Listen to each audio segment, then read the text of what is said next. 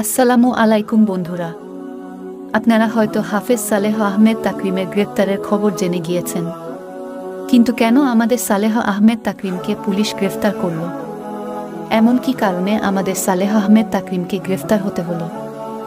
বিস্তারিত জানতে আমাদের কোরআনের পাখি সালেহ আহমেদ তাকরিমের জন্য ভিডিওতে একটা লাইক দিয়ে এবং আমাদের চ্যানেলটিকে সাবস্ক্রাইব করে ভিডিওটি শেষ পর্যন্ত দেখুন। তো বন্ধুরা, চলুন ভিডিওটি শুরু করি। বন্ধুরা, আমাদের বাংলাদেশের খুদে হাফেজ সালেহ আহমেদ তাকরিম, বয়স মাত্র 13 বছর।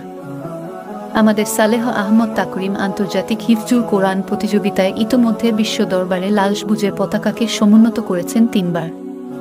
এরই মধ্যে প্রথম স্থান সহ তৃতীয় ও সপ্তম স্থান অর্জন করেছেন।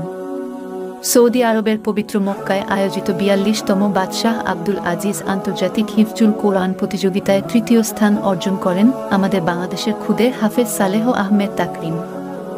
এতে সারা বিশ্বের 111টি দেশের 153 জন হাফেজে কোরআনকে টপকে লাল সবুজের পতাকার গৌরব বয়ে আনেন এই খুদে হাফেজ তাকরিম।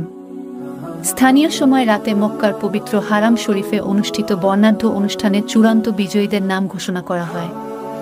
এ সময় আমাদের খুদে হাফেজ তাকরিমকে 1 লাখ রিয়াল, প্রায় 27.5 লাখ টাকা পুরস্কার ও সম্মাননা ক্রেস্ট দেওয়া হয়। এরপর সালেহ আহমেদ তাকরিমের জেতার খবরটা দেশবাসী জানল। তারপর তাকে দেখার জন্য দেশের দূর দূরান্ত থেকে প্রচুর লোক দেখতে ছুটে আসতে লাগলো। এছাড়াও ইন্টারভিউ নেওয়ার জন্য সকল নিউজ চ্যানেল ছুটে আসছিল তার বাড়িতে। এরপর হাফেজ তাকরিম কিছুদিন সে বাড়িতে থাকল এবং কিছুদিন বাড়িতে থাকার পরে তার মাদ্রাসা থেকে একটি কল আসলো। কল করে তাকে বলা হলো, হে হাফেজ তাকরিম, তোমাকে তোমার মাদ্রাসায় জরুরিভাবে আসতে হবে।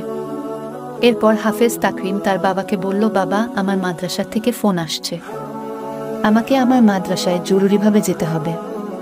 তারপর হাফেজ তাকরিমের বাবা বলল, ঠিক আছে, চলো, আমি তোমাকে এগিয়ে দিয়ে আসি।